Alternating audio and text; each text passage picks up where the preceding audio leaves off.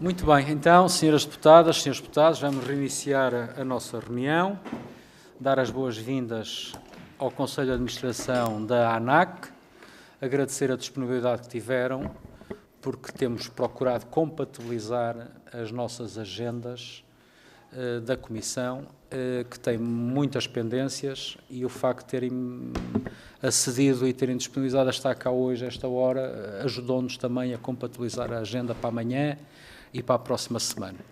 Sejam muito bem-vindos. Os nossos convidados são a Presidente do Conselho de Administração, Ana Vieira da Mata, Vogal do Conselho de Administração, Duarte Lopes da Silva. Obrigado. Vogal também do Conselho de Administração, Pedro Pisco Santos. Boa tarde. E a senhora chefe do gabinete, Sílvia Santos, que nos acompanha. E estão cá, nos termos do número 1 do artigo e número 3 do artigo 49 da Lei Quadro das Entidades Administrativas Independentes, para apresentar o relatório. O nosso plano de trabalhos inclui uma apresentação de 10 minutos, que é isso que a nossa grelha compreende, no caso de entidades reguladoras, e depois um período de perguntas, de esclarecimentos, por parte das senhoras e senhores deputados e da administração da ANAC. Senhora Presidente, podemos começar? Então, faz favor. Muito obrigada, Sr. Presidente. Cumprimento na sua pessoa os senhores deputados, dando nota de que, para o Conselho de Administração da ANAC, é absolutamente relevante e muito importante estarmos nesta casa a apresentar os esclarecimentos e dar nota da atividade desenvolvida no exercício económico de 2024 e também partilhar com os senhores deputados a atividade perspectivada para 2025. Nessa medida, a nossa apresentação está dividida em 3 partes. Uma primeira parte relacionada com a caracterização e evolução do setor. A segunda parte que tem que ver justamente com a atividade desenvolvida no ano de 2024 e, finalmente, numa lógica prospectiva, dar nota aos senhores deputados, enfim, dos principais destaques relacionados com o plano de atividades para o ano de 2025.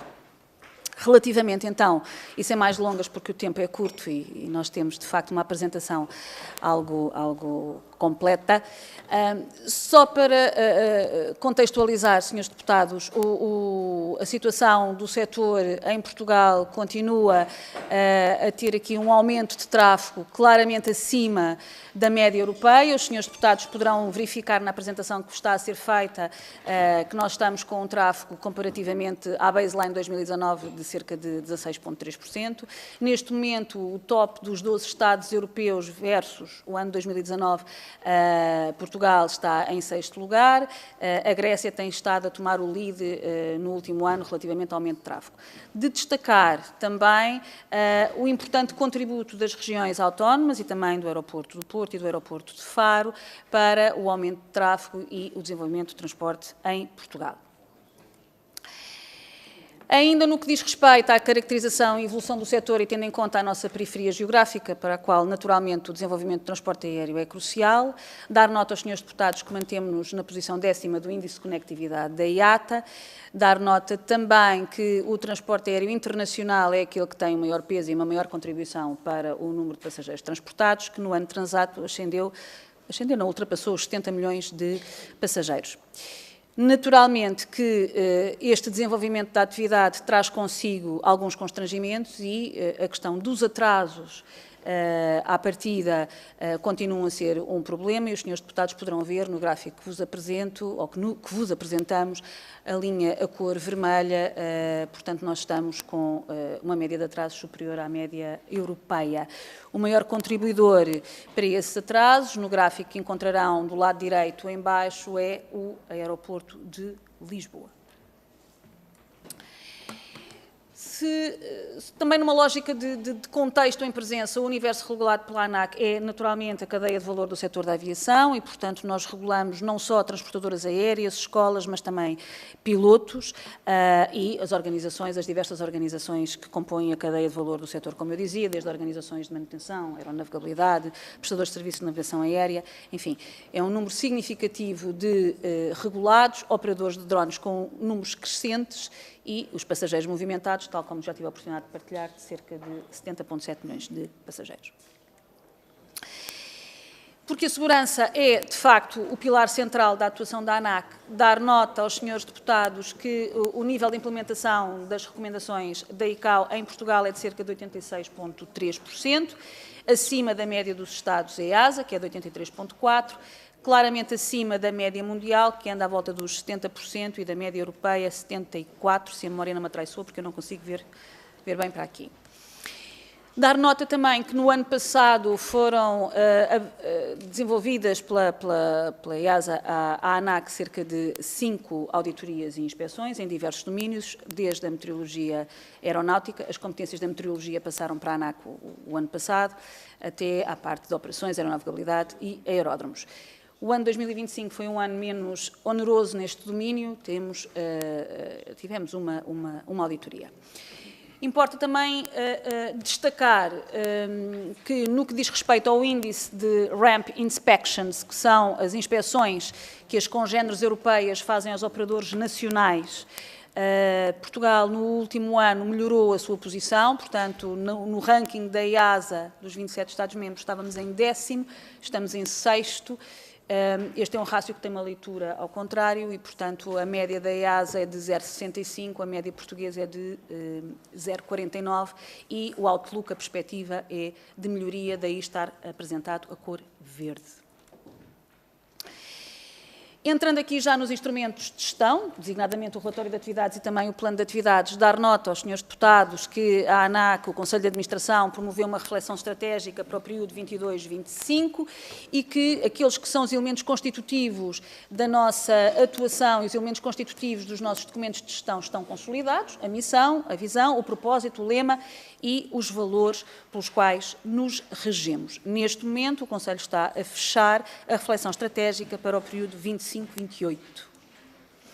Assim, em retrospectiva, gostaríamos de transmitir aos senhores deputados que, tal como plasmado no relatório de atividades do ano 2024, o nosso desempenho global cifrou-se em 91,28%, portanto, nós temos 5 eixos de atuação que estão diretamente relacionados com a missão da ANAC, cada eixo de atuação concorre com 20% para o somatório dos 100%, tivemos uma melhoria de desempenho comparativamente a 2023, em que o nosso desempenho se cifrou na ordem dos 80% e, portanto, nós reforçámos a nossa atuação e o nosso desempenho em 91,28%. Em números, pois, aumentando a atividade do transporte aéreo, aumenta naturalmente a atividade da ANAC, houve um reforço muito significativo do número de auditorias e de inspeções e, portanto, da atuação de supervisão da ANAC. O ano passado andou à volta das 5.000, este ano estamos perto de 7.000 ações inspectivas. Naturalmente que as reclamações de passageiros também subiram, pois se o tráfego aumenta, é expectável que aumentem também as reclamações de passageiros. Atividades em destaque. Gostaríamos de destacar nesta sessão aos senhores deputados algumas atividades que nos merecem justamente sublinhar. A questão do projeto da alteração do enquadramento, ou da proposta de alteração do enquadramento regulatório da aviação ultraligeira e de voo livre, pese embora a entrega da proposta do anteprojeto de decreto-lei tenha ocorrido em 2025, grande parte do trabalho sério que foi desenvolvido foi no ano de 24. Partilhar também com os senhores deputados o lançamento, ainda que em dezembro, da campanha As Tuas Asas Começam Aqui, uma iniciativa da ANAC que tem como objetivo endereçar os desafios da atração, da dificuldade em atração e retenção de pessoal para a aviação civil e, portanto, que é uma campanha de todo o setor, a implementação do novo sistema de gestão documental. Lá está o reforço das ações de supervisão, como vos tinha dito, e a revisão dos regulamentos internos, a par das outras 2 atividades que acabei de referir quando transmiti a atividade da ANAC em números. Em termos de perspectiva, como disse, nós mantemos a nossa estratégia para o período 22-25, temos 7 objetivos estratégicos, os 2 primeiros estão diretamente relacionados com o cumprimento da missão da ANAC, os 5 objetivos estratégicos estão mais associados à visão que nós temos de desenvolvimento de um regulador moderno, competitivo e eficiente e, portanto, temos receita suficiente para o exercício da nossa atividade. Dar nota aos senhores deputados que em 2025 temos, enfim, um decréscimo nas horas de formação que se prende fundamentalmente com o facto de, em 2024, por via da implementação do sistema de digitalização, o sistema de gestão documental da ANAC, nós tivemos muitas ações de formação, elas começaram no final de 23 e perduraram durante o exercício de 24, e agora, enfim, temos aqui assim já, não há necessidade de tantas ações, o que explica aqui alguma redução. No ano de 2025 vamos continuar o esforço de reforço dos quadros de pessoal da ANAC, até porque as suas atribuições acabaram por ser reforçadas também com a questão da meteorologia. No que diz respeito às atividades em destaque para o ano de 2025 e que se encontram de alguma forma plasmadas no documento que foi encaminhado à Assembleia, dar nota aos senhores deputados que terá início na próxima semana a 42ª Assembleia da ICAO, dar nota também aos senhores deputados que Portugal vai apresentar um information paper relacionado justamente com a campanha As Tuas Asas Começam Aqui e na linha dos objetivos estratégicos de inclusão, diversidade e preparação e capacitação das novas gerações de profissionais no setor da aviação civil. Esta campanha teremos, enfim, todo o gosto, caso os senhores deputados entendam relevante, dar mais detalhe. Está em curso o planeamento e as fases de implementação do novo regulamento da parte IS, relativa à segurança da informação, e, portanto, também dar aqui aos senhores deputados a nota de que o enquadramento regulatório tem vindo a complexificar-se. Atividades programadas, o estudo da capacidade do aeroporto do Porto. A ANAC solicitou ao Eurocontrol que encetasse o estudo da capacidade do aeroporto do Porto. O aeroporto está já a apresentar alguns níveis de maior pressão. Estamos com níveis de tráfego no aeroporto do Porto semelhantes àqueles que o aeroporto de Lisboa tinha à data da assinatura do contrato de concessão. Também já, do ponto de vista dos slots, já há algum ou outro sinal de que, embora haja bastantes slots disponíveis, que há horários que poderão já estar, enfim, com alguma procura e, portanto, o regulador entende que é absolutamente importante, com tempo e de forma programada, fazer este estudo e ir avaliando o desenvolvimento da atividade no aeroporto do Porto. O projeto dos Ventos da Madeira está a correr e, portanto, com a recolha e a análise dos dados nas várias fases, quer no grupo técnico, quer nos pontos de situação que são enviados aos intervenientes e aos interessados. Estamos em processo de reflexão interna para fazer uma reorganização, dando nota também da importância da aviação ultraligeira e assinamos, em representação do Estado português, com a Agência Nacional de Inovação, um memorando da Clean Aviation para garantir que matérias relacionadas com investigação e inovação trazemos esse know-how para a aviação nacional. Como dizia, a campanha As Tuas Asas Começam Aqui envolve cerca de 41 parceiros do setor, peço desculpa, e termino, já ultrapassando o tempo e pedindo desculpa, dando nota aos senhores deputados daqueles que são para o Conselho de Administração da ANAC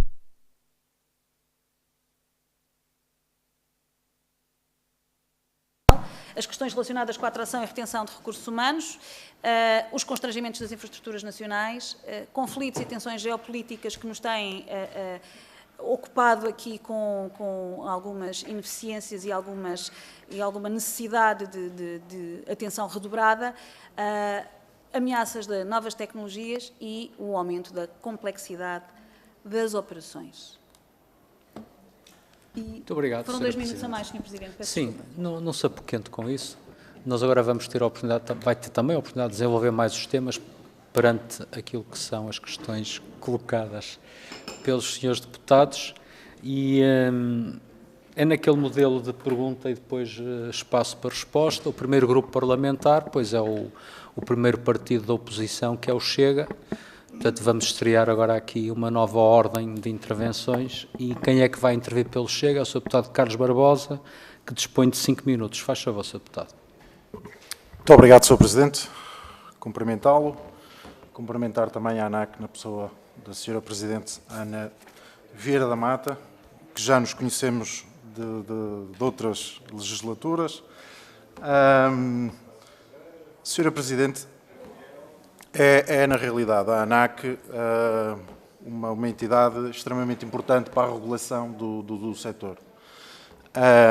E todo o contexto, e nós sabemos bem que o setor da aviação é importantíssimo para a economia portuguesa, quer seja depois na própria, quer seja exportação, importação, mesmo no conceito do próprio turismo e tudo o que nele está envolvido, mesmo a própria TAP, o dinheiro que implementa e que traz a Portugal e a ANA e tudo o que está associado. Mas há várias questões que eu gostaria de lhe colocar e eu estive a ver a sua mensagem como Presidente e há vários desafios que estão aqui colocados e que nos levam depois a questões mais concretas.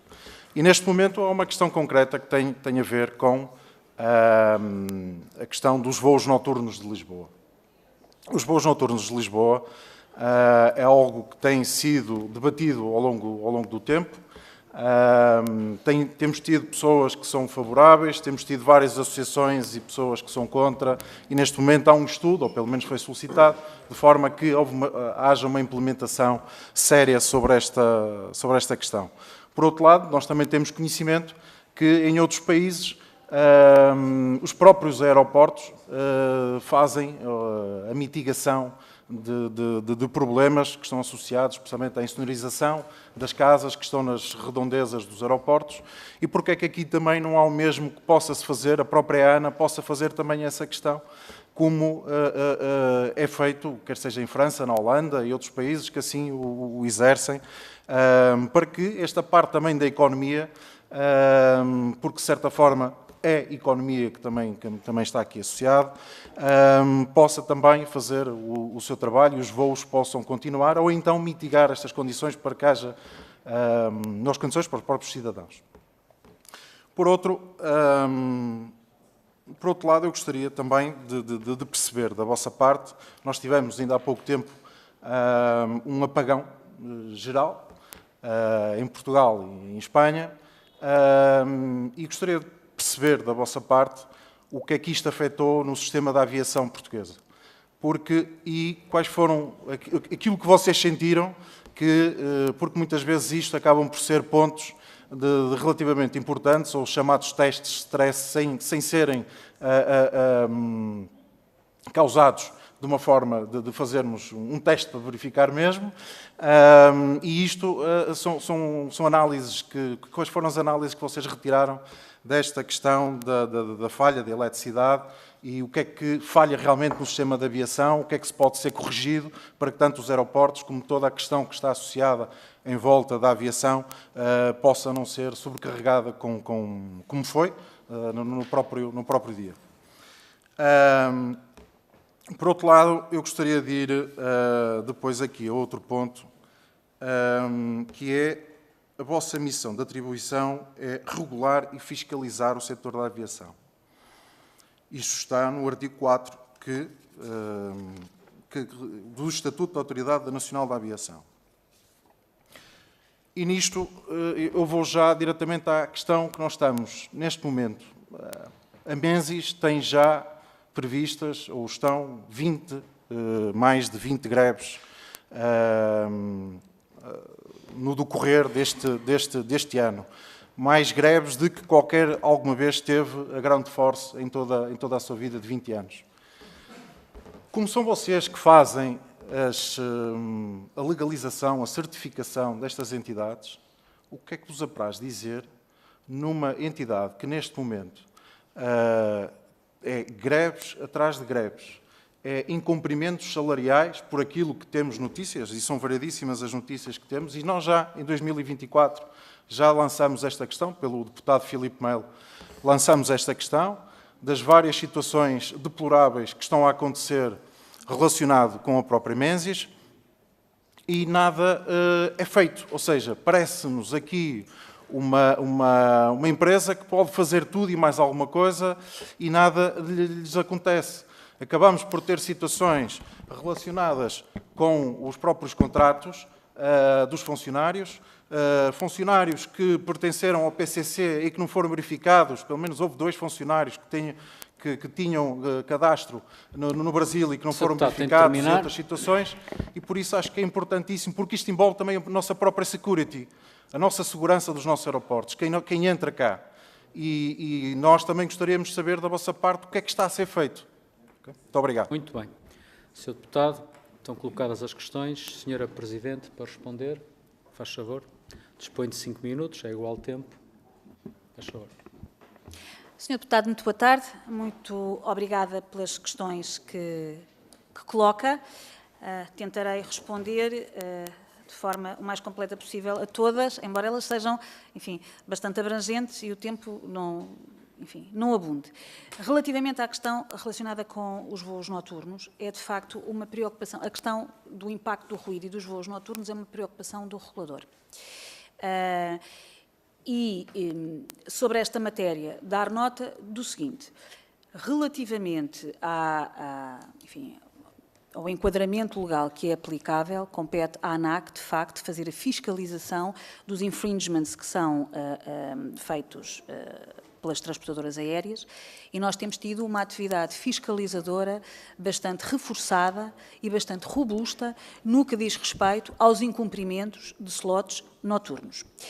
Essa fiscalização robusta, enfim, que tem com diversos processos contraordenacionais e até com sanções de natureza financeira, tem o objetivo de dissuadir esses comportamentos, embora não seja esta a única atuação, o único domínio de atuação do regulador. Mas isto para dar nota que, do ponto de vista da fiscalização, porque foi um dos temas que o Sr. Deputado abordou, a ANAC está bem ciente desta problemática. A nossa missão é proteger os consumidores do transporte aéreo, mas também proteger os cidadãos, e os cidadãos, enfim, das zonas circundantes aos aeroportos são altamente impactados com o ruído. São altamente impactados com o ruído, e nós temos vindo a desenvolver, de facto, esse reforço da ação de fiscalização neste domínio. Dar nota... Pois é um bocadinho mais complicado quando se está a tentar responder. Lá está, impacta, não é? Muito obrigada, Sr. Deputado. Dar nota que, nos termos da Resolução do Conselho de Ministros número 58 de 2025, foi solicitado a diversas entidades, à ANAC, à ANA, à ANAV, a apresentação de um conjunto de medidas. À ANA, um conjunto de medidas relacionadas justamente com a insonorização dos prédios circundantes, à ANAV, aqui a alteração dos procedimentos de descolagem, à ANAC, a articulação justamente com a ANAV e, em concreto, em adição ao regulador, foi solicitada a implementação do cenário 7A, que decorre do estudo que o Grupo de Trabalho sobre os voos noturnos fez e que foi apresentado aqui na Assembleia da República. Sobre esta matéria, que tem a ver com a mitigação do ruído na fonte e com a redução do ruído, portanto, não só a questão da fiscalização para evitar comportamentos, mas também ir à fonte. A ANAC está a fechar o roadmap e as análises que foram solicitadas pelo Governo e, a breve trecho, irá apresentar essas análises e esse roadmap, tal como solicitado. Relativamente, e creio que, enfim, na questão que me coloca da entidade gestora aeroportuária, existe um programa e a ANA tem um conjunto de iniciativas, e foi justamente também nessa resolução do Conselho de Ministros também foi dada essa indicação para ser feita a insonorização e, lá está, ir à fonte e, portanto, mitigar esses impactos às populações. Relativamente ao apagão, muito obrigada pela questão que coloca. Dar aqui uma primeira nota. A causa do apagão foi uma causa exógena ao sistema da aviação civil, e isto parece-me ser absolutamente importante, pese embora o sistema tenha sido claramente impactado, não há dúvidas. Mas a causa é uma causa exógena. A ANAC fez o relatório com a avaliação de impactos. O que lhe posso transmitir é o seguinte: o sistema da aviação civil, com as suas redundâncias e com os procedimentos em vigor e acordados, foi suficientemente capaz para conter e para atuar e para garantir a segurança da aviação civil em Portugal. Dito isto, a ANAC, logo após o evento, desenvolveu o Comitê de Segurança, portanto, nós fizemos já 2 comitês de segurança, com a definição de um conjunto de medidas para o regulador e também para os nossos regulados, para reforçar o sistema da aviação civil. Em que medidas? Na parte dos sistemas de crises, na parte da comunicação, na parte da melhor articulação. Mas que não fiquem dúvidas, que não restem dúvidas, que todos os agentes do sistema da aviação civil, todos os regulados, têm no seu ADN a segurança, todos os regulados têm no seu ADN procedimentos de gestão de crises e esses procedimentos foram colocados em ação para justamente mitigar os impactos para o setor e garantir a segurança das operações. Naturalmente, chegou uma altura em que não havia operações, por razões, enfim, que todos conhecemos, mas da mesma maneira que os procedimentos de natureza técnica e operacional foram levados a cabo e foram implementados, acionados, melhor dizendo, para garantir a segurança, esses mesmos procedimentos também foram absolutamente essenciais na retoma das operações, garantida pelo diálogo e pela interoperabilidade entre os vários stakeholders da aviação civil. Nos comitês de emergência dos vários aeroportos estiveram presentes todos os atores relevantes para a tomada de decisão, garantindo a passagem de informação a todo o tempo, garantindo que todos estavam na posse, lá está, da mesma informação e que havia uma comunicação rápida. O próprio Conselho de Administração da ANAC, porventura também devido à proximidade geográfica, esteve junto da NAV e esteve no Comitê de Emergência, Operacional de Emergência do Aeroporto de Lisboa, justamente para dar para obter essas informações e para articular. Portanto, foi já entregue ao Governo um relatório com um conjunto de propostas.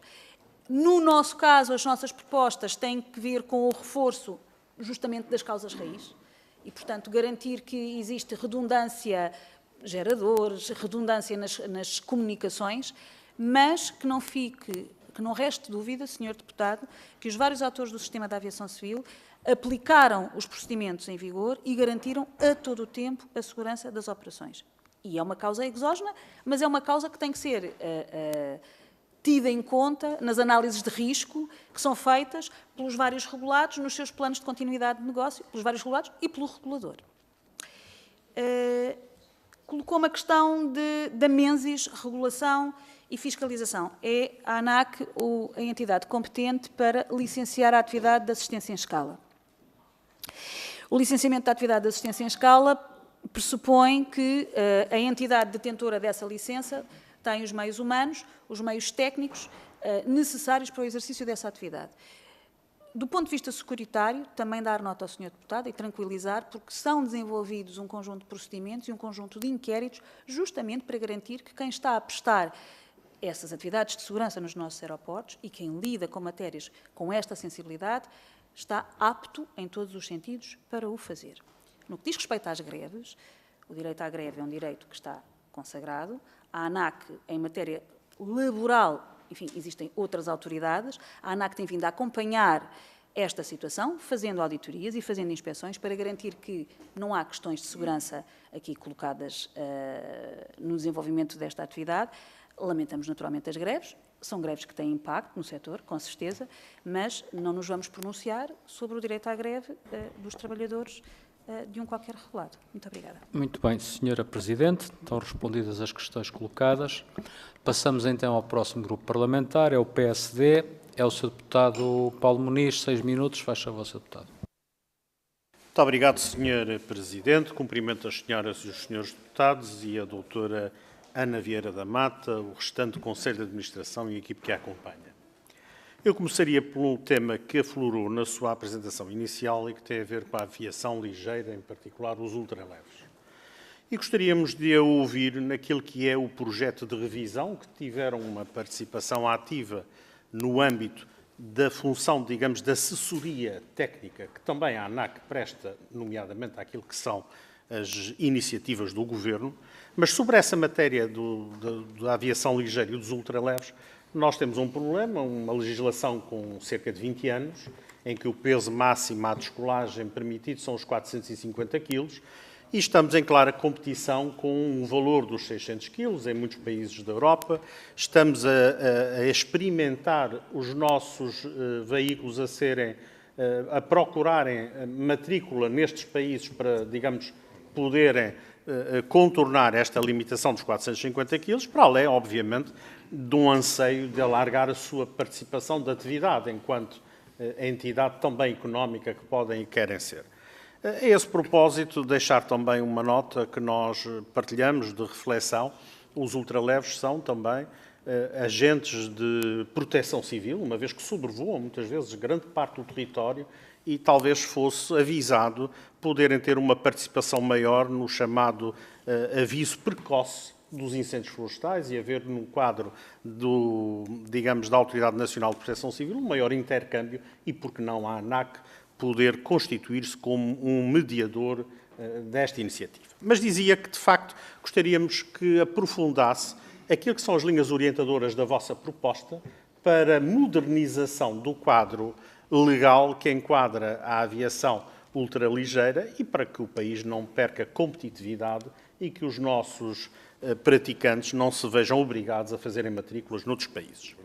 Um segundo aspecto que gostaria de abordar tem a ver com o repositório de defesa do consumidor que a ANAC também constitui, em particular na matéria das bagagens de cabine. Nós vimos e assistimos ainda hoje em dia uma grande disparidade de regulamentos, de entendimentos dos operadores, das companhias, e o consumidor muitas vezes é deixado à sua mercê e àquilo que são ou que podem ser as informações online, muitas vezes não rigorosas, que depois são contraditas ou são desditas à porta de embarque e o passageiro está claramente indefeso e aí a ANAC, como disse, de facto, é um repositório de defesa deste consumidor, deste viajante, e gostaríamos de saber qual é a vossa posição técnica no quadro da garantia da defesa do consumidor em matéria do regulamento do que é permitido enquanto bagagem gratuita de cabine, para que não se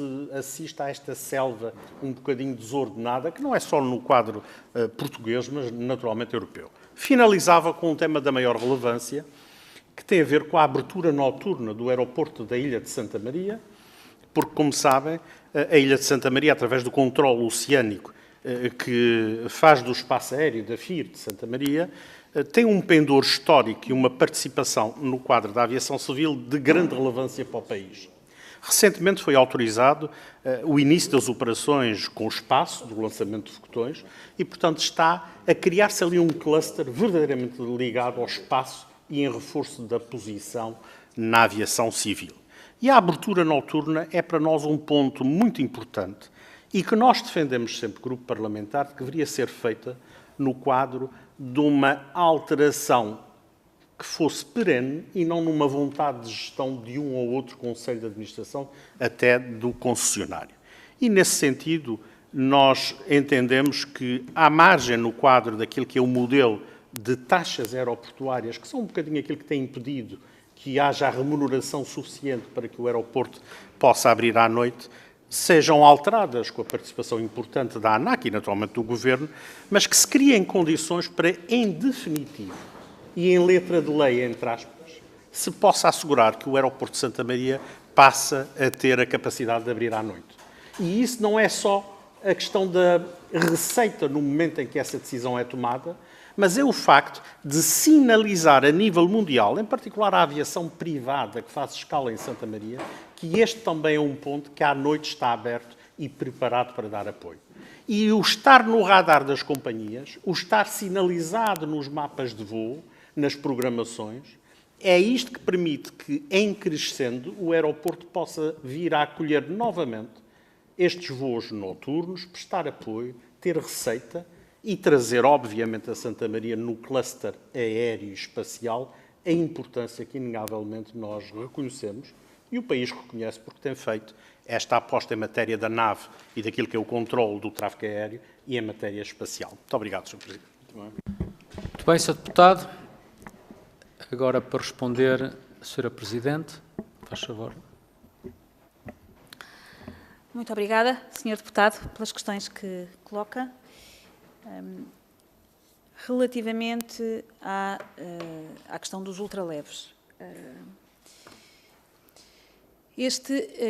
esta alteração, ou esta proposta de alteração regulatória que a ANAC faz é um desiderato do setor já de há algum tempo. E há aqui, por parte do Conselho de Administração, o reconhecimento de que o enquadramento legal vigente, tal como o Sr. Deputado referiu, carece de melhoria, carece de atualização. carece de melhoria e carece de atualização, não só tendo em conta a evolução daquilo que é a aviação, ligeira e ultraligeira, mas também carece de melhoria e de atualização no que diz respeito ao preenchimento de alguns conceitos desta legislação que, por vicissitudes várias, não foram preenchidas. E, portanto, há aqui um reconhecimento claro do Conselho de Administração, que tenho a honra de presidir, de que é necessário, ou é necessária esta modernização. E é necessária esta modernização por variadíssimas ordens de razão. E eu gostaria de me alongar em algumas, se me permite.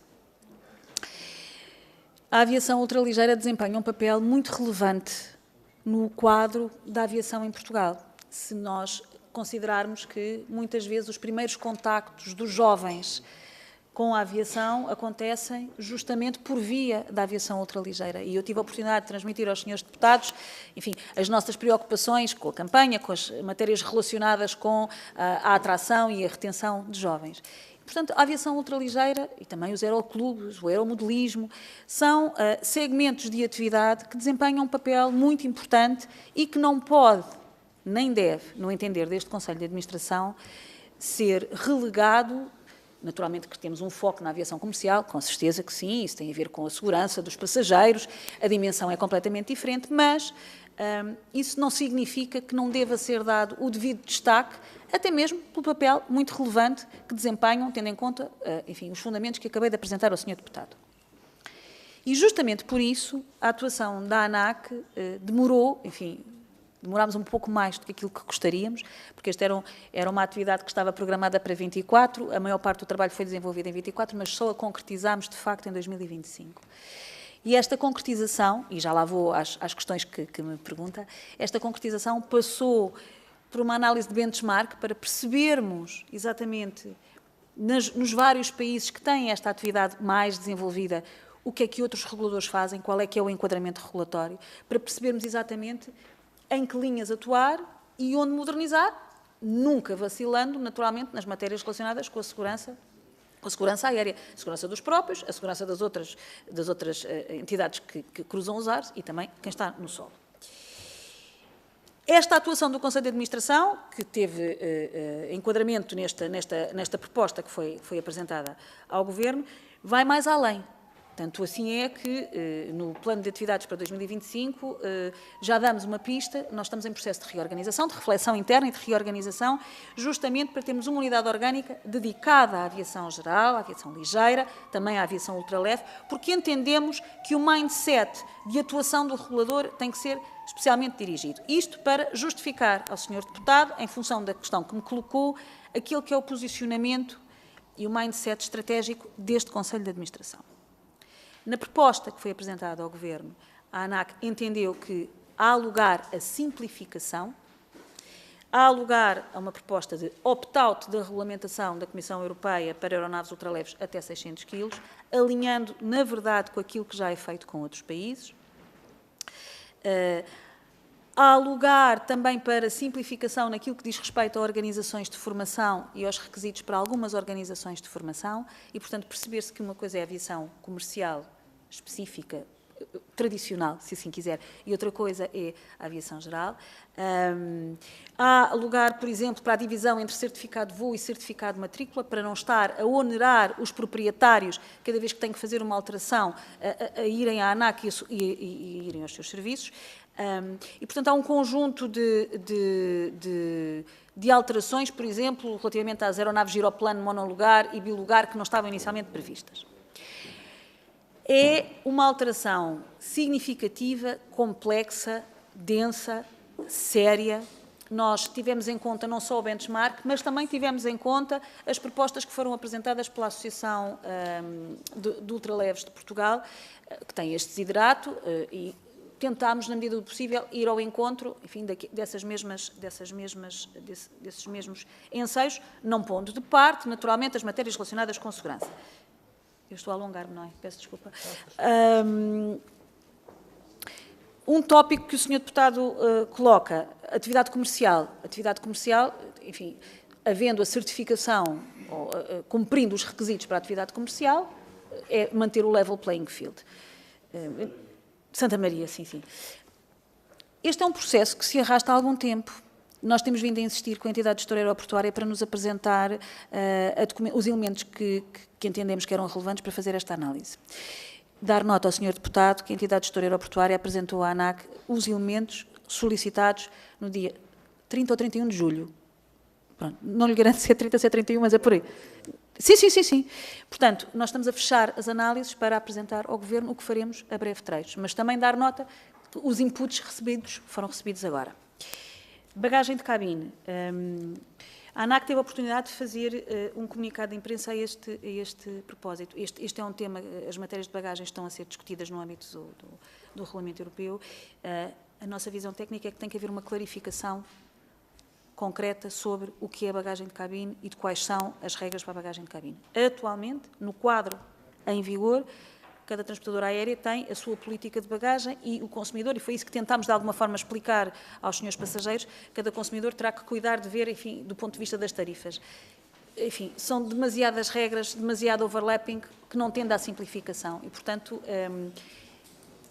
estamos a acompanhar, estamos a dar aportes de natureza técnica na discussão do regulamento, mas somos tecnicamente a favor de uma clarificação neste domínio. Neste momento, o enquadramento regulatório é a política tarifária e a política de cada transportadora aérea. Peço desculpa uma vez mais por me ter alongado.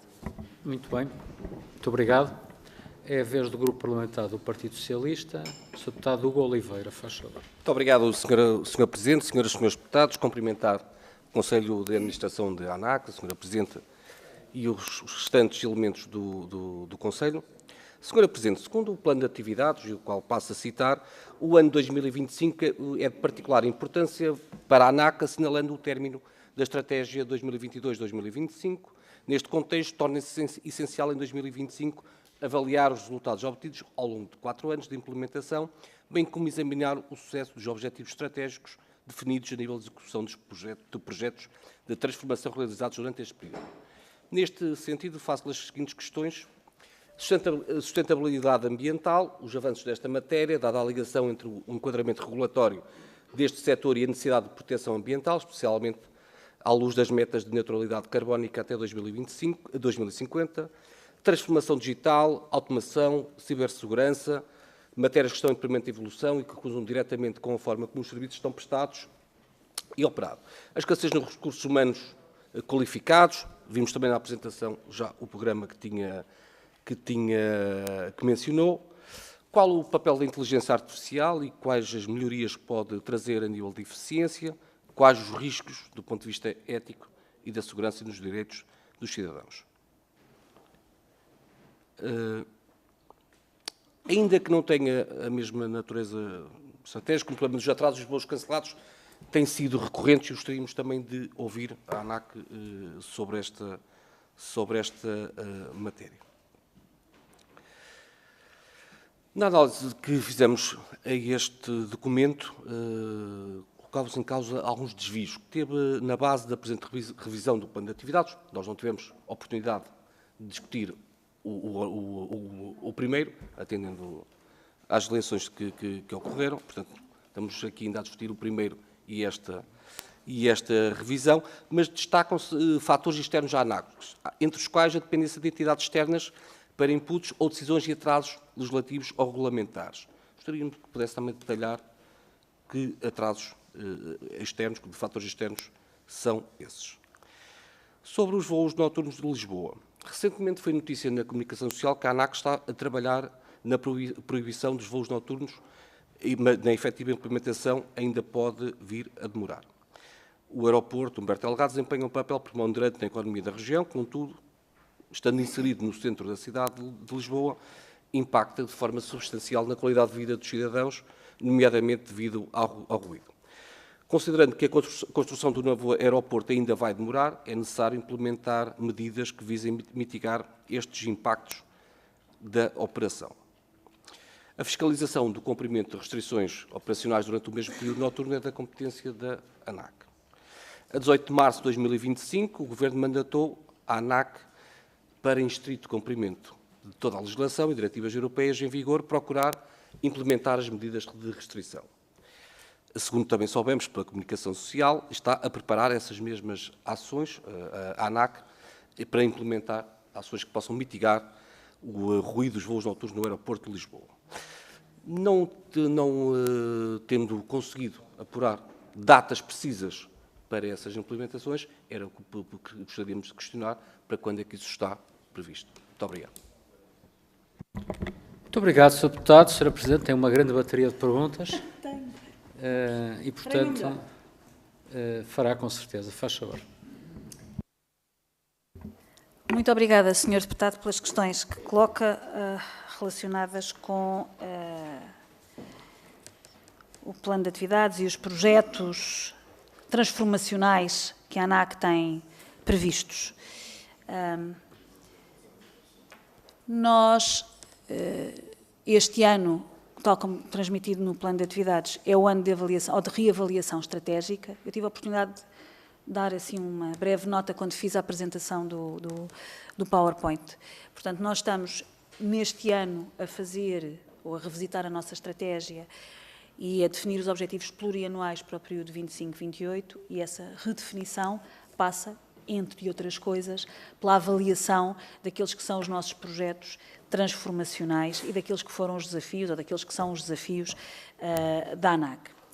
Relativamente às matérias relacionadas com a transformação digital, dar nota de que foram desenvolvidos um conjunto de projetos, designadamente o projeto de gestão documental, e outros projetos que têm como objetivo garantir que a ANAC dispõe de sistemas de informação robustos, fiáveis, interoperáveis, que lhe permitem ter o seu acervo documental, que, como imaginará pelo número de regulados, é significativo, ter o seu acervo documental disponível e permita prestar um serviço mais célere aos seus regulados.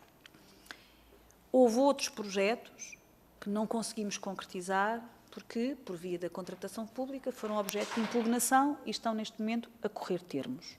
E, portanto, esta será também já uma das respostas a uma das questões que o Sr. Deputado colocou dos fatores externos. Há aqui alguns fatores que não dependem de nós e, portanto, é o exercício, enfim, dos vários concorrentes à sua defesa e aos interesses, aos seus próprios interesses, mas que concorrem e que impactam aquele que é o desenvolvimento da nossa atividade e que impactam também nas metas que estão programadas. E estou-me a referir, por exemplo, a um tema que para nós era absolutamente importante, que era um sistema de informação para a área da supervisão propriamente dito, que é muito relevante, se pensar que nós tivemos, em 2025, quase 7.000 ações de supervisão. Para nós era muito relevante modernizarmos esse sistema. Enfim, é aqui uma etapa que vai demorar mais tempo, enfim, e trataremos de encontrar forma de mitigar e soluções mitigadoras, e é justamente essa reflexão que também estamos a fazer. O Sr. Deputado colocou-me também a questão do papel da inteligência artificial. A ANAC iniciou e tem previsto para este ano um roteiro da inteligência artificial. Para nós é absolutamente importante, antes de implementar a inteligência artificial, percebê-la, perceber o que é, perceber quais são os seus impactos, perceber como deve ser utilizada e, sobretudo, perceber como não deve ser utilizada. E, portanto, está a ser construído o roteiro da inteligência artificial. Também gostaria de transmitir aos senhores deputados, e ao senhor deputado em particular que me colocou a questão, a ANAC fez uma ação de sensibilização, foi em junho, Eduardo? Em junho, creio eu, foi em junho, para todos os trabalhadores, em que convidámos um orador para explicar, para desmistificar o que é a inteligência artificial, para explicar as potencialidades da inteligência artificial, mas, sobretudo, para nos concentrarmos também naqueles que são os princípios éticos de utilização dessa inteligência artificial.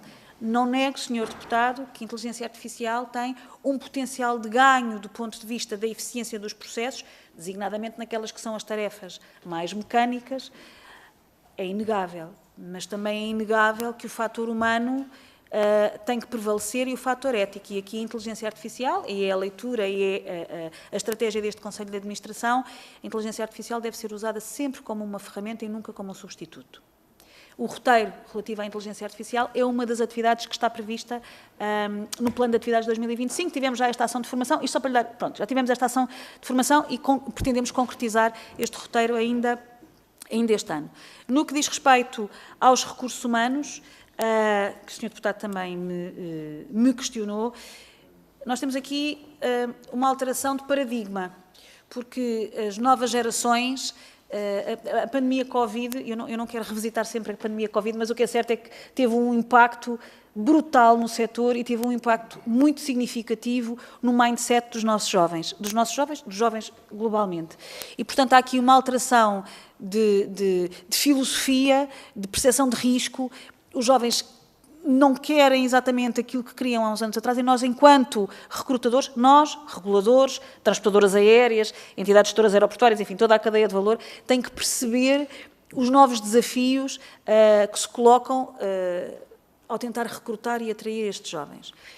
A campanha As Tuas Asas Começam Aqui é também uma forma de a ANAC responder a este constrangimento, se quiser, porque é uma campanha dirigida à população estudantil, às escolas, e começar logo cedo, quando os miúdos estão na primária, lançando sementes e mesmo nas áreas STEM, para as meninas poderem desenvolver a sua atividade em domínios técnico-científicos que, à partida, não seriam a sua primeira escolha. E, portanto, nós entendemos que temos que voltar um bocadinho atrás, ir aqui às causas raiz e começar a trabalhar com as escolas, com os municípios, a criar uma consciencialização daquilo que é o setor da aviação, para começarmos a criar massa crítica e a despertar esse sonho nos jovens. Fatores externos, já lhe respondi. Atrasos e voos cancelados é uma preocupação que nós temos, isso decorre justamente dos constrangimentos que temos das nossas infraestruturas aeroportuárias. Nós temos vindo a acompanhar, do ponto de vista da defesa do consumidor, dar aqui esta nota, são feitas reuniões quinzenais com as transportadoras aéreas em que são analisadas as causas raiz que estão relacionadas com esses atrasos. As causas raízes, genericamente, prendem-se com questões, com eventos meteorológicos, com falta de adesão à realidade de algum plano de voo ou plano operacional, com stress ao nível da gestão de rede europeia e também com a complexidade, com a crescente complexidade da atividade. E, portanto, do ponto de vista da defesa do consumidor, a ANAC tem estado a trabalhar com as principais transportadoras aéreas, aquelas que representam cerca de 80% do volume de tráfego nos aeroportos nacionais, justamente para perceber quais são as causas raiz e quais são os planos de mitigação que são implementados. Ainda sobre este domínio, dar nota também aos senhores deputados que a ANAC mantém aquela que é uma atividade relacionada com os grupos de trabalho dos constrangimentos, portanto, todos os anos a ANAC reúne com todos os aeroportos e todos os stakeholders de todos os aeroportos para perceber quais são os constrangimentos operacionais. Temos vindo a trabalhar e a conseguir reduzir esses mesmos constrangimentos e também dar esta nota aos senhores deputados. Tradicionalmente, estes grupos de trabalho são para preparar o verão. O Conselho de Administração da ANAC decidiu que quer o aeroporto de Lisboa, quer o aeroporto do Porto, quer a Aerogar das Lajes, merecem uma atenção redobrada e, portanto, o trabalho vai ser desenvolvido no decorrer do ano. Posso continuar? Ruído, não era a que estava a faltar. Certo. Desculpe, mas fez-me muitas perguntas muito extensas. Então, nós, do ponto de vista das medidas de implementação do ruído, só dar aqui sim uma clarificação. As restrições operacionais relacionadas com o ruído estão plasmadas no aeroporto de Lisboa, relativas ao aeroporto de Lisboa, no Decreto-Lei 293 e são concretizadas na Portaria 303-A. Essas são as restrições que existem atualmente. Qualquer alteração a restrições operacionais relacionadas com o ruído que tenha impactos significativos na capacidade ou nas operações tem que seguir a estruturação que consta de um regulamento comunitário, que é o Regulamento 598.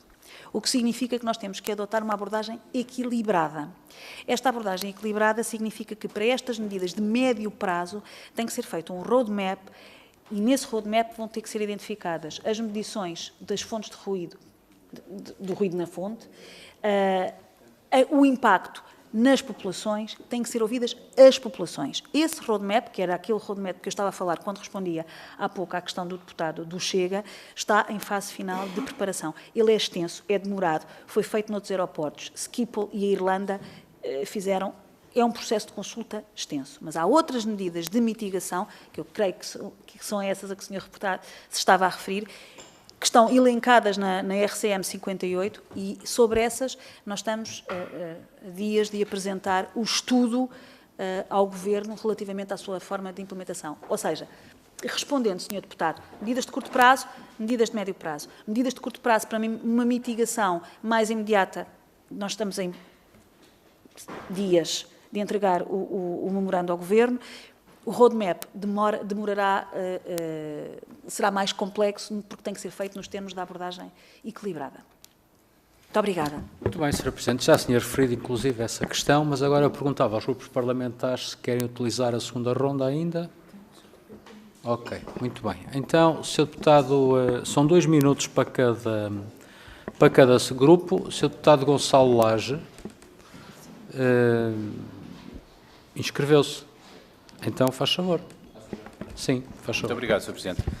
Cumprimentar a doutora Ana Vieira da Mata e a sua administração, agradecer muito a presença e os esclarecimentos que nos têm dado.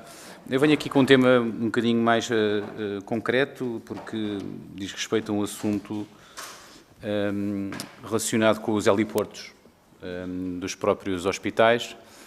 Nós sabemos que ainda o Governo anterior fez um esforço grande e criou um grupo de trabalho para poder resolver um conjunto de problemas de certificações destes heliportos.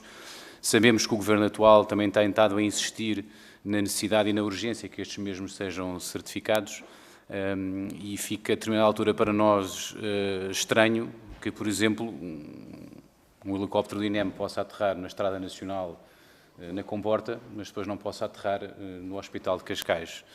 Fica estranho como é que um helicóptero pode aterrar numa estrada qualquer no interior ou num descampado e depois não pode aterrar no heliporto do Hospital de Santa Maria.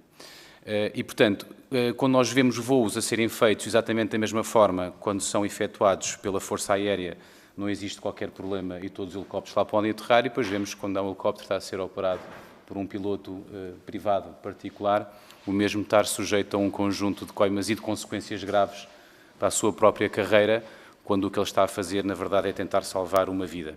E como as vidas não se medem, efetivamente, por mais ou menos certificação ou por mais ou menos funcionalidade dos heliportos, a pergunta que eu gostava de fazer é de que forma é que a ANAC está a se debruçar sobre este assunto, de que forma é que as medidas que são defendidas pela EASA, por contraposto ao que é defendido pela própria ICAO, se faz sentido nós continuarmos com exigências para transporte de emergência, não estou a falar de transporte de passageiros, porque transporte de passageiros é uma coisa, um transporte de uma pessoa em emergência médica é outra.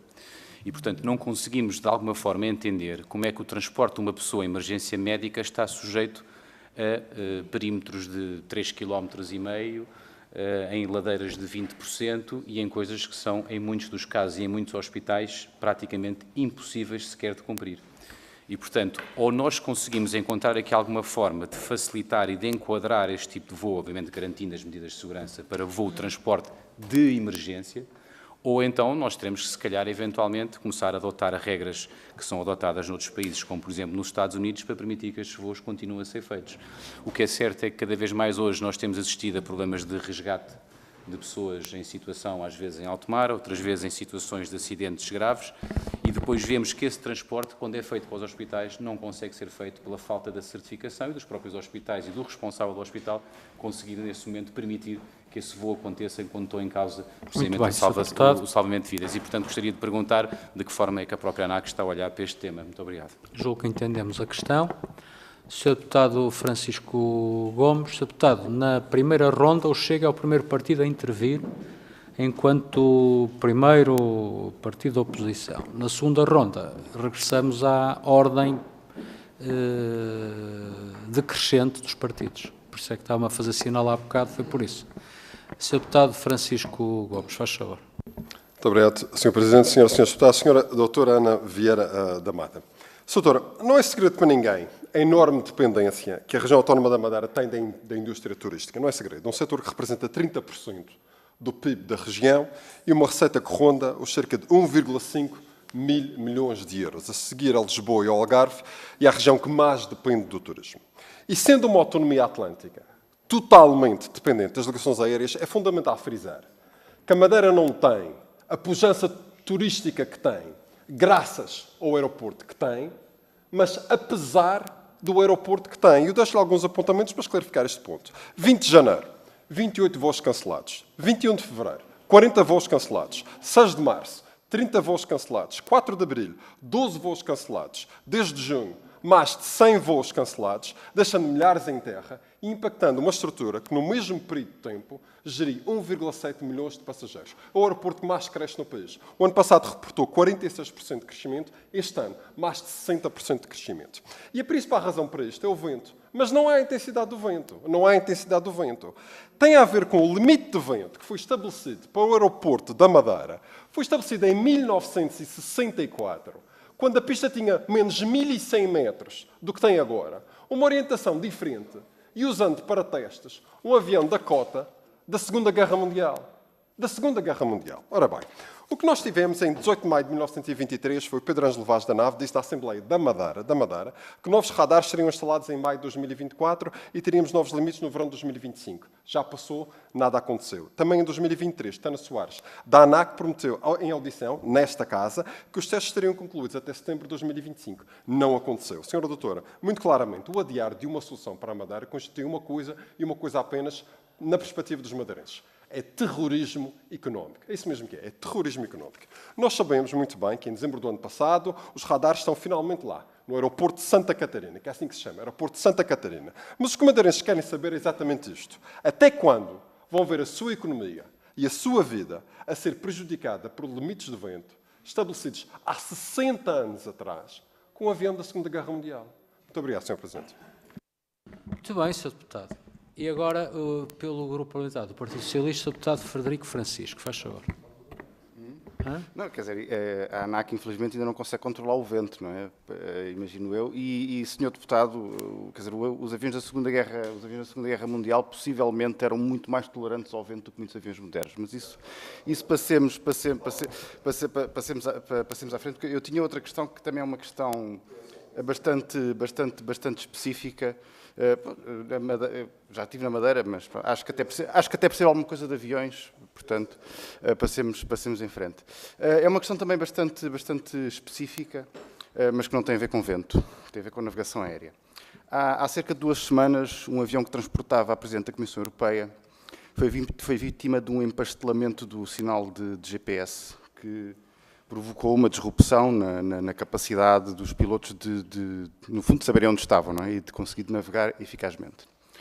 O GPS é um sistema que existe há cerca de 40 anos, mas só é utilizado de forma rotineira na aviação civil há cerca de 20, se eu não me engano, há 20 anos para cá. Antes disso, utilizavam-se ajudas de rádio clássicas baseadas em antenas instaladas em terra, sistemas VOR, NDB, etc., que têm vindo, em muitas regiões do mundo, a ser progressivamente descontinuadas. E a pergunta que eu lhe coloco é se essas ajudas de rádio clássicas têm vindo a ser descontinuadas em Portugal, se existe algum plano para as descontinuar, e se face à possibilidade de interferência com sinais de GPS, se no futuro estamos confortáveis a confiar exclusivamente no GPS para a navegação aérea ou se devemos pensar em manter ajudas de rádio clássicas como redundância, mesmo que isso implique custos mais elevados. Muito obrigado. E muito bem, está colocada esta questão e as anteriores também, e a Sra. Presidente agora procurará responder com certeza sim ao cômputo geral, são os 6 minutos, para encerrarmos então esta audição. Faz favor, Sra. Presidente. Muito obrigada e muito obrigada pelas questões colocadas. Senhor Deputado, enquadramento regulatório. O transporte de emergência médica é transporte aéreo comercial nos termos do Regulamento 965, é uma atividade de alto risco. O passageiro, embora o doente, não deixa de ser um passageiro. É importante não esquecermos. Relativamente a esta matéria,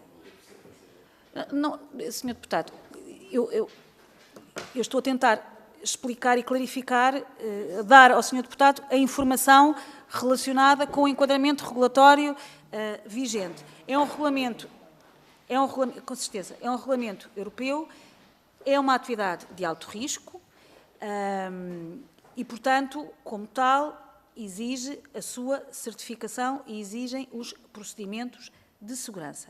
A Força Aérea, o Sr. Deputado falou na Força Aérea, a Força Aérea não se rege pelas regras da aviação civil, pelas razões que todos conhecemos. Mas eu gostaria de transmitir ao Sr. Deputado aqui elementos que me parecem muito relevantes sobre a questão que coloca. Desde a última audição da ANAC nesta casa, tiveram autorização os heliportos do Hospital de São João, o Hospital de Santa Cruz, o Hospital de Santa Maria e, hoje, obteve autorização o heliporto de Santiago do Cacém. Pronto. Obrigada. Dar nota de que a ANAC, hoje, porque, enfim, não foi hoje por causa da vinda à Assembleia, foi hoje porque... Estava-se a referir ao de Baltar. Isto é conversa lateral. Peço desculpa. Peço desculpa. Pensei que me estivesse a fazer uma pergunta. Exatamente, não é hospital. Portanto, dar nota, Sr. Deputado, que a ANAC, tal como nós transmitimos na última audição parlamentar, para a ANAC este é um ponto absolutamente essencial e os nossos técnicos têm vindo a trabalhar incansavelmente com todas as administrações hospitalares, com reuniões técnicas, com análise, com sugestões e, portanto, o resultado desse trabalho já se verifica, porque desde a última audição, que ocorreu o ano passado, já temos mais 4 heliportos certificados. Compreendo a nota que o Sr. Deputado deixa de ser possível aterrar num sítio sem preparação, mas, Sr. Deputado, o risco também está diretamente associado à frequência das ocorrências e, portanto, um heliporto hospitalar tem que estar preparado para frequentemente, sempre que necessário, receber em segurança do passageiro doente e em segurança daqueles que lhe vão prestar auxílio essa emergência médica. O que não é a mesma coisa de aterrar de forma ad hoc, uma ou outra vez, num determinado local não preparado. De qualquer das formas, esta é uma matéria, Sr. Deputado, a que a ANAC tem dado particular interesse, particular relevância, alocando recursos no sentido de apoiar as administrações hospitalares, justamente porque o core business de uma administração hospitalar não é heliportos. Com certeza, mas é por essa razão que as nossas equipas têm trabalhado incansavelmente. E os resultados já se vêem, enfim, pelos dados que acabei de partilhar com o Sr. Deputado. Portanto, o enquadramento regulatório permanece aquilo que tive a oportunidade de lhe transmitir. A atuação da ANAC é no estrito cumprimento da lei. Este é um regulamento europeu e o nosso objetivo é garantir também a segurança, e garantir que esse socorro é prestado nas melhores condições. E, portanto, creio que mais 4 heliportos hospitalares no decorrer de um ano é um saldo muito positivo e denota o empenho da ANAC na resolução deste problema ou desta questão que é de enorme interesse público e para o qual nós estamos muito sensíveis. Mas agradeço muitíssimo a sua pergunta porque nos dá justamente a oportunidade de transmitir o trabalho que tem vindo a ser desenvolvido. Senhor Deputado... Diga? A Madeira. Sim, sim. Senhor Deputado, muito obrigada pela questão que coloca relacionada com os ventos da Madeira. O Conselho de Administração da ANAC teve... na apresentação que fez, a oportunidade de dar nota que este é um tema que para nós é muito relevante. Tal como transmitido, nós temos vindo a trabalhar com as várias entidades envolvidas, com a NAV, com a ANA, com o IPMA. Os equipamentos já foram instalados, conforme o Sr. Deputado bem referiu. É preciso fazer-se a aceitação desses equipamentos e a validação dos equipamentos. Ainda assim, que é a fase 1, que será concluída a breve trecho e, portanto, competirá depois à NAV a fazer essa mesma aceitação. A ANAC já está a trabalhar na fase 2, portanto, já estamos, ainda não havendo ainda a validação, nós já estamos, dos equipamentos, nós já estamos a trabalhar com alguns dados, temos vindo a fazer alguns estudos e estamos já a trabalhar com os vários stakeholders e com as várias entidades envolvidas. Já encetámos diligências para a contratação do Instituto Superior Técnico e do LNEC, porque é absolutamente importante ligar à academia e ligar o know-how do LNEC para termos uma abordagem baseada na ciência, em dados concretos e objetivos. Este é um elemento absolutamente fundamental, foi um dos temas que foi destacado pela ANAC na sua apresentação. Estamos bem cientes da importância que este tema tem para a Madeira, para o país, para a segurança das operações aéreas e, conforme o Sr. Deputado bem referiu, a segurança das operações aéreas é muito importante, o desenvolvimento do turismo na Madeira é muito importante. Nós tivemos a oportunidade, não sei se o Sr. Deputado, eu passei muito rapidamente e peço desculpa por isso, mas o tempo é escasso. O aeroporto da Madeira, a região autónoma da Madeira tem vindo a beneficiar de aumentos de tráfego muito significativos. Naturalmente que a orografia da ilha é o que é, mas Senhor Deputado, o compromisso da ANAC mantém-se inalterado, que é fazer uma abordagem baseada na ciência, com a validação dos dados. E também gostaria de transmitir ao Sr. Deputado, que me parece ser muito importante, os grupos de trabalho de natureza técnica estão a trabalhar com reuniões periódicas e são informados os stakeholders do ponto de situação, o Governo da Madeira, enfim, o Governo da República, do ponto de situação destes trabalhos, justamente porque entendemos que é relevante irmos dando nota do desenvolvimento e teremos todo o gosto em partilhar com a Comissão, se assim entenderem relevante. GPS. Redundância. Sr. Deputado, obrigada pela questão que coloca, que é uma questão muito específica. Este tema tem vindo a ser objeto de análises dedicadas no âmbito da EASA e no âmbito dos grupos técnicos da EASA. E, portanto, nós vamos seguindo a linha de orientação que vamos tendo com as nossas congêneres. Neste momento, nós não temos em ação ou em desenho nenhum plano para eliminar estas ajudas. Muito obrigada. Muito bem, Srs. Deputados, respostas concretas às questões colocadas. Portanto, a Sra. Presidente vai fazer o favor de enviar a informação sobre a campanha, já agora, que referiu. Basta enviar para a Comissão, nós depois distribuímos por todos os Srs. Deputados. E desta forma terminamos a nossa audição, Srs. Deputados. Amanhã continuamos. Uma boa tarde a todos. Muito obrigado. Boa tarde. Muito obrigada.